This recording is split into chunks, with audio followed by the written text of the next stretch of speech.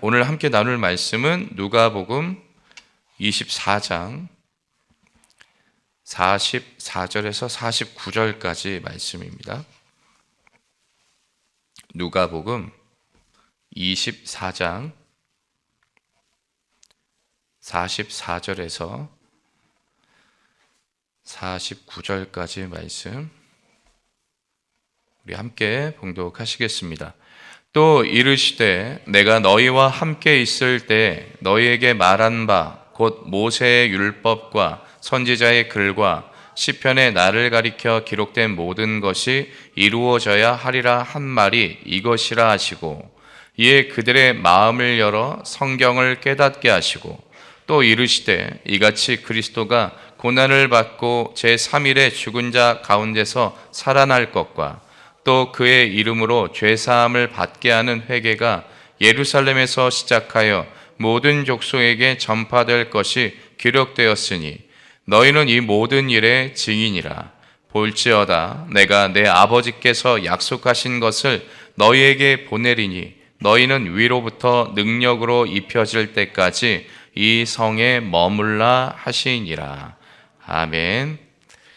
오늘 본문 말씀으로 모든 일의 증인이란 제목으로 함께 말씀 나누겠습니다. 오늘 본문은 누가복음의 마지막 장입니다. 24장 마지막 장으로 예수 그리스도의 부활 사건을 선명하게 증거하고 있습니다. 안식일이 지난 후에 여인들이 무덤을 찾았고, 근데 무덤은 비어 있었죠. 그런데 그때 두 천사가 여인들에게 예수님이 부활하셨음을 전합니다. 이 여인들의 말씀을 기억하고 또 제자들에게 그 말씀대로 이루어진 사실을 전하러 갑니다. 그러나 제자들은 믿지 못했고, 다만 그 중에 베드로는 그 소식을 듣고 무덤으로 달려가 비어있는 무덤을 확인합니다.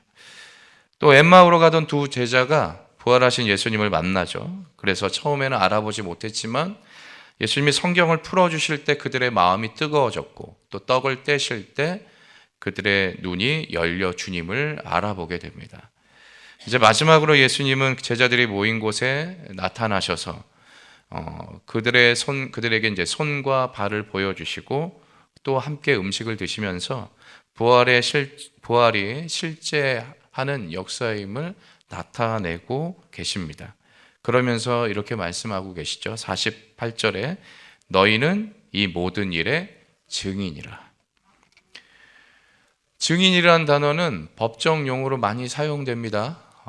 증인이라 함은 법정 용어로 쓰는데, 이 법정에는 여러 사람들이, 중요한 사람들이 자리하고 있잖아요. 제일 앞쪽 가운데 판사가 있고, 또 한쪽에는 이제 검사 또는 변호사, 또 이쪽엔 또 변호사, 그 중에 함께하는 사람이 또 증인이겠죠.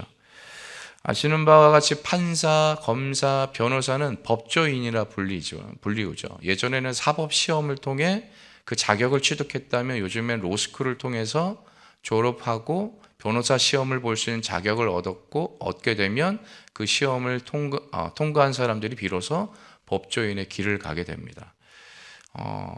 즉, 이 판사, 검사, 변호사들은 특정한 전문적인 지식을 훈련을 받고 또 그것을 실무를 경험으로 쌓으면서 그 일들을 감당하게 되는데, 반면에 증인은 그런 특별한 자질이 필요 없습니다.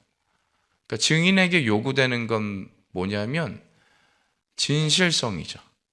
그러니까 거짓이 없어야 돼요. 그래서 항상 증인으로 법정에 나오거나 또는 국회 청문회 자리에 나오게 될 때 증인 선서를 하게 되죠. 거짓이 없이 무엇이든 이야기하겠다라고 선서를 합니다.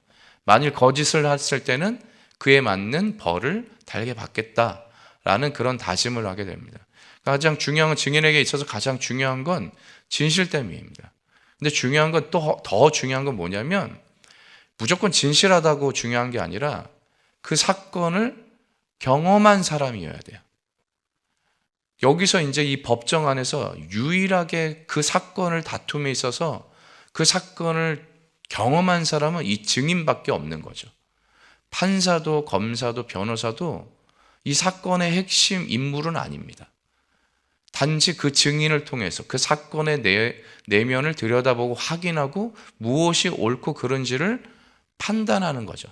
논리적으로 판단하고 변호하거나 아니면 논리적으로 그것을 입증하거나 그리고 결국 그것을 판결을 내리는데 이르게 되는데 중요한 것은 증인은 그런 것을 요구받지 않습니다. 근데 오늘 예수님께서 뭐라고 말씀하시냐면 우리에게 너희는 이 모든 일의 증인이라. 지금 제자들에게 말씀하고 있습니다. 이 증인됨을 선포하시는 예수님의 말씀 앞에서 오늘 제자들에게만 주시는 말씀이 아니라 오늘 내게도 주시는 말씀이 되기를 주님의 이름으로 축원드립니다. 그렇다면 예수님께서 증인이라고 하신 내가 어떻게 증인으로 살아가야 될 것인가를 말씀을 통해 살펴보기를 원합니다. 44절 45절에 말씀합니다. 또 이르시되 내가 너희와 함께 있을 때 너희에게 말한 바 곧 모세의 율법과 선지자의 글과 시편의 나를 가리켜 기록된 모든 것이 이루어져야 하리라 한 말이 이것이라 하시고 이에 그들의 마음을 열어 성경을 깨닫게 하시고.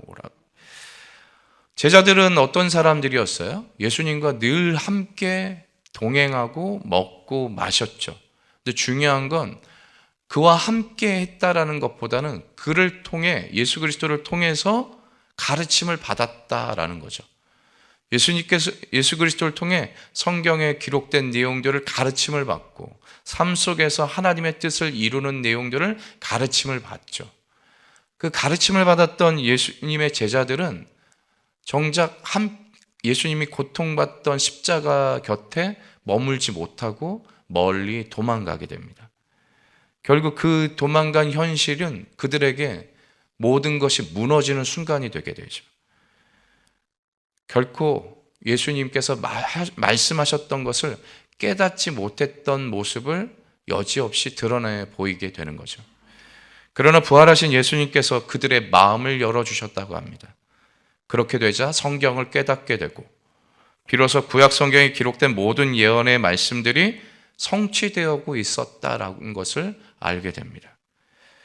십자가의 고난과 부활의 영광이 예언대로 성경의 말씀대로 이루어지는 것임을 알게 되는 것이죠. 오늘 우리에게도 그와 같은 은혜가 있게 되기를 축복합니다. 말씀을 알아도 깨닫지 못하면 아무 의미가 없죠. 그래서 호세아서에는 말씀하시죠. 내 백성이 지식이 없으므로 망하는도다. 여기서 지식이라는 단어의 원어적인 의미는 관계적인 지식을 말해요. 그냥 여기 글자로 쓰여져 있는 것을 읽는 것, 보는 것, 내가 머릿속으로 암기하는 것, 그런 지식을 이야기하는 것이 아니라 관계입니다, 관계.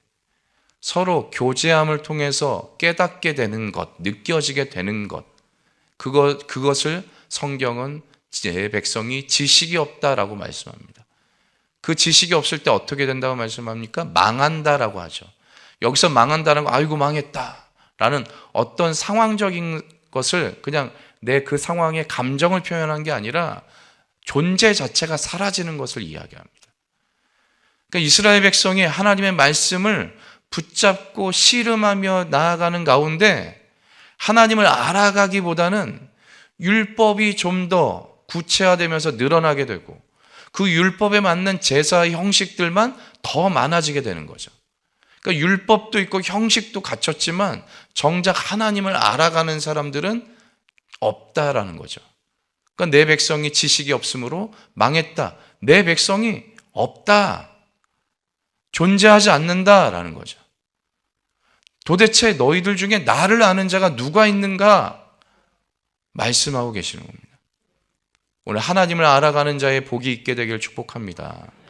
말씀을 많이 들어도 많이 알고 있어도 결국 우리가 하나님을 체험하지 못하면 그것을 깨닫지 못하면 하나님을 아는 지식, 하나님을 알지 못한 채 사라져가는 망해가는 인생이 될 줄 믿습니다. 시편 119편의 105절에 말씀하잖아요. 주의 말씀이 내 발의 등이요 내 길의 빛이니이다. 말씀이 내 발의 등이 되고 내 길의 빛이라고 하시는 것. 그래서 저는 이 말씀을 그렇게 받았어요. 말씀이 다른 세상을 여러 가지 것을 비추는 것도 비추지만 중요한 건 정작 그 말씀이 어디 있냐? 내 발에 있다라고 하시는 말씀에 주목합니다. 즉, 내 발에 빛이, 내 주의 말씀이 내 발에 등이 되게 하신다라는 것. 그건 내 한 걸음 한 걸음만 보게 하신다라는 의미가 아닐까.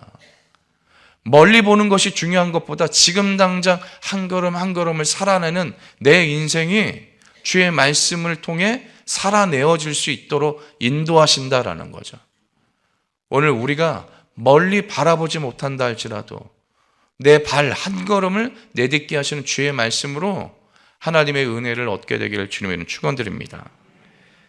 46절 47절에 말씀합니다. 또 이르시되 이같이 그리스도가 고난을 받고 제3일에 죽은 자 가운데서 살아날 것과 또 그의 이름으로 죄사함을 받게 하는 회개가 예루살렘에서 시작하여 모든 족속에게 전파될 것이 기록되었으니, 예수 그리스도의 고난과 죽음 그리고 부활은 우연히 일어난 사건이 아니라 구약 성경이 이미 예언된 하나님의 계획이었다는 거죠. 그리고 예수 그리스도의 그 이름으로 죄사함을 받게 하는 회개가 예루살렘에서 시작해서 온 세상에 전파될 것을 말씀하고 계십니다. 이것이 복음의 핵심입니다. 곧 증인은 이 기록된 말씀을 붙잡아야 되는 거죠.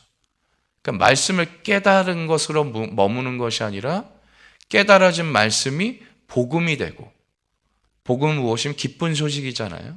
이 말씀이 내게 기쁨이 될 때 이 말씀을 붙잡는, 복음을 붙잡는 증인이 되어야 될 줄 믿습니다. 그러니까 말씀을 깨닫는 증인으로, 또 그 깨달은 말씀을 붙잡고 씨름하는 증인으로 살아내야 된다라는 겁니다. 사도 바울은 자신의 삶을 돌아보며 이렇게 고백합니다. 사도행전 20장 24절입니다. 내가 달려갈 길과 주 예수께 받은 사명 곧 하나님의 은혜의 복음을 증언하는 일을 마치려 하면은 나의 생명조차 조금 더 귀한 것으로 여기지 아니하노라. 자신의 인생이 어떻게 살아왔는지를 돌아보며 예수 그리스도를 영접한 자로서 그 말씀을 붙잡고 씨름하며 살아갔던 그 사도 바울의 고백이 이 복음을 붙잡고 나의 생명보다 더 귀한 것으로 여기면서 아낌없이 살아내겠다라는 다짐을 고백하고 있습니다. 오늘 우리도 말씀을 붙잡을 때 씨름하는 시간들이 분명하게 있을 줄 압니다. 야곱의 야복강 나루터와 같이 하나님의 사람과 씨름해서 놓지 아니하며 결국 우리의 인생이 바뀌게 되는 터닝 포인트가 오늘 우리 가운데 있게 되기를 축복합니다. 그럴 때 깨달아진 말씀이 우리 삶에 그대로 적용이 되고 그 말씀을 붙잡고 씨름하는 자로 반드시 은혜 위에 서게 하실 줄로 믿습니다.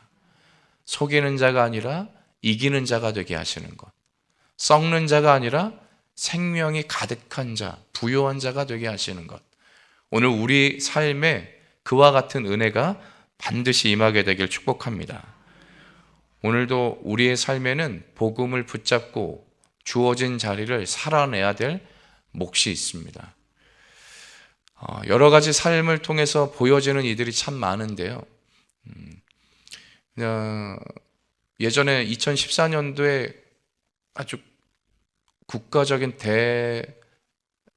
재난이라고 할 수 있을 정도로 큰 사건이 있었죠.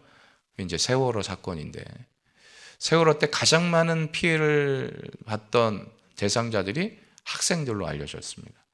근데 그 학생들 가운데 핸드폰의 기록들이 복원이 돼서 이제 여러 이야기가 나눠지게 되는데, 그 중에 한 여학생의 이제 핸드폰이 복원이 돼서 내용이 이제 회자가 됐던 부분이 기억이 났습니다.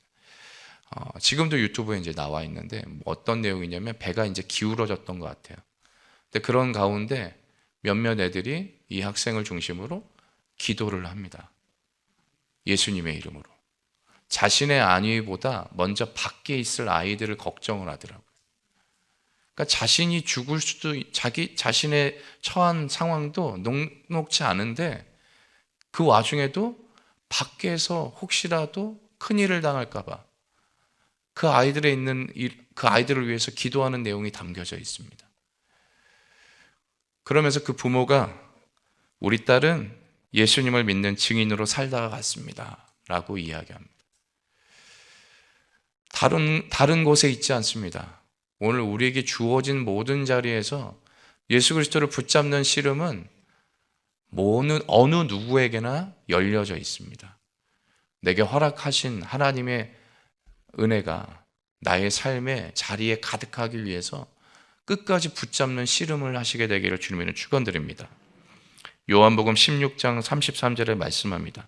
세상에서는 너희가 환난을 당하나 담대하라 내가 세상을 이기었노라. 복음을 붙잡는 사람은 어떤 고난과 역경 속에서도 흔들리지 않게 하시고 믿음으로 승리할 수 있도록 인도하시는 줄 믿습니다. 오늘 그 복음을 굳게 붙잡는 증인들이 되시기를 주님으로 축원드립니다. 48절 49절입니다. 너희는 이 모든 일의 증인이라. 볼지어다 내가 내 아버지께서 약속하신 것을 너희에게 보내리니 너희는 위로부터 능력으로 입혀질 때까지 이 성에 머물라 하시니라. 아멘.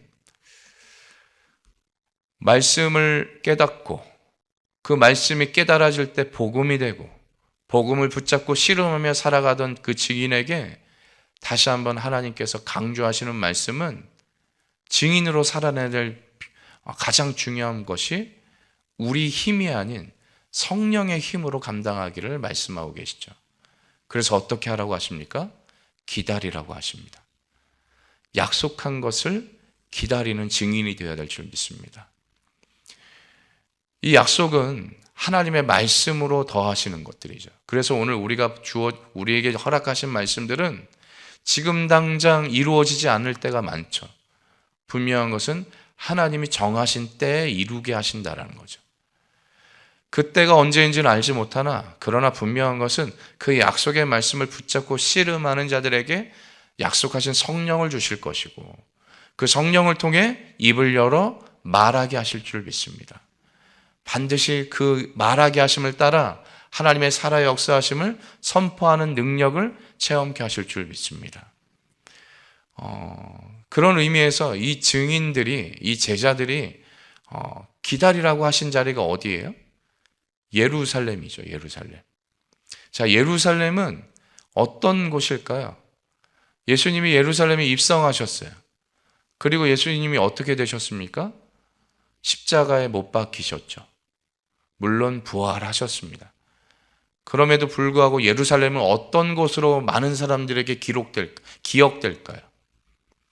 예수님이 고난당했던 실패의 자리가 예루살렘이 아닐까요? 오늘 우리에게도 말씀하실 것 같습니다.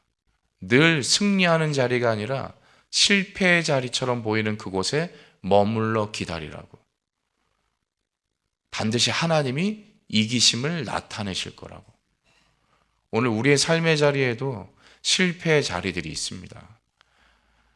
말씀이 이루어지기는커녕 그 말씀이 바닥으로 곤두박질 치는 것처럼 느껴질 때가 많습니다. 내가 붙잡았던 말씀들이 아무런 능력이 없는 허망한 것처럼 느껴질 때가 있습니다. 내가 기도하고 또 기도했지만 여전히 이루어지지 않는 더 강팍해지는 현실 앞에서 우리는 쓰디 쓴 물을 마시는 것 같이 예수님의 죽으심을 목도하며 멀리 돌아서서 떠나가는 엠마오의 두 제자와 같이 우린 그런 슬픔을 앓은 채 떠나갈 수밖에 없는 현실이 있다라는 것이죠. 그러나 분명한 것은 떠나지 말라고 하십니다. 기다리라고 하십니다. 그리고 주시겠다고 하시죠. 오늘 약속한 것을 기다리고 붙잡고 씨름할 때 반드시 그 은혜를 맛보시게 되기를 축복합니다. 하나님의 것을 기다리는 자들에게 하나님의 선하시고 온전한 뜻, 때가 이름에 거두게 하실 줄 믿습니다. 낙심하지 말고 포기하지 아니하면 때가 이름에 거두게 되는 것이죠. 오늘 우리의 삶의 자리도 그와 같게 될 줄 믿습니다. 그러므로 우리를 이렇게 부르셨습니다. 너희는 이 모든 일의 증인이라. 오늘 우리가 증인되는 삶을 살아갈 수밖에 없는 자리에 있음을 기억하시길 축복합니다. 증인은 어떤 스펙을 요구하지 않습니다. 그저 그 사건을 경험하고 그 사건을 진실되게 전하는 것에 있다라는 겁니다. 그러면 그 사건은 누가 이루시는 사건이에요? 하나님이, 예수 그리스도께서 친히 이루시는 사건입니다. 그 사건을 이루시고 우리 가운데 그것을 체험케 하시며 그것을 전하는 증인으로 서게 하실 줄 믿습니다.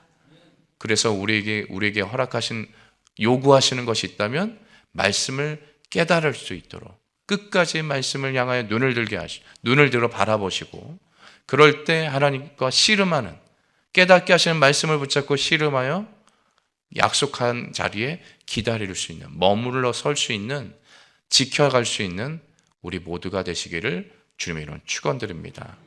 기도하겠습니다. 좋으신 하나님, 오늘도 주의 이름을 부르며 찬송하며 예배하는 자들, 약속하신 말씀을 기대하고 소망합니다. 하나님, 그 말씀하심이 깨달아지는 복을 더하여 주옵소서. 체험할 수 있는 은혜를 더하여 주옵소서. 끝까지 붙잡고 씨름하는 능력을 더하여 주옵소서. 약속한 것을 기다리는 자로 반드시 은혜 위에 은혜를 내려주시는 시간 체험케 하여 주옵소서. 모든 것이 증인이 되기까지 하나님이 베풀어 주시는 일들임을 믿사오니 오늘 우리에게 허락하신 자리 끝까지 견뎌내고 버텨내고 지켜내어 선한 싸움의 승리를 맛보게 하여 주옵소서. 오늘도 주님 앞에 준비한 예물 드린 손길들마다 은혜 위에 은혜를 더하시고, 또한 모든 제목들 주께 구하고 찾고 두드릴 때마다 약속하신 말씀에 의지하여 응답받는 날들을 속히 더하여 주옵소서. 모든 것이 주의 은혜임을 감사하며 기뻐하며 찬송하는 증인으로 살아내게 하실 것을 믿사오며 우리를 죄악에서 구원하신 예수 그리스도의 이름으로 기도드리옵나이다. 아멘. 하늘에 계신 우리 아버지여, 이름이 거룩히 여김을 받으시오며 나라가 임하시오며 뜻이 하늘에서 이루어진 것 같이 땅에서도 이루어지이다. 오늘 우리에게 일용할 양식을 주시옵고 우리가 우리에게 죄 지은 자를 사하여 준 것 같이 우리의 죄를 사하여 주시옵고 우리를 시험에 들게 하지 마시옵고 다만 악에서 구하시옵소서. 나라와 권세와 영광이 아버지께 영원히 있사옵나이다. 아멘.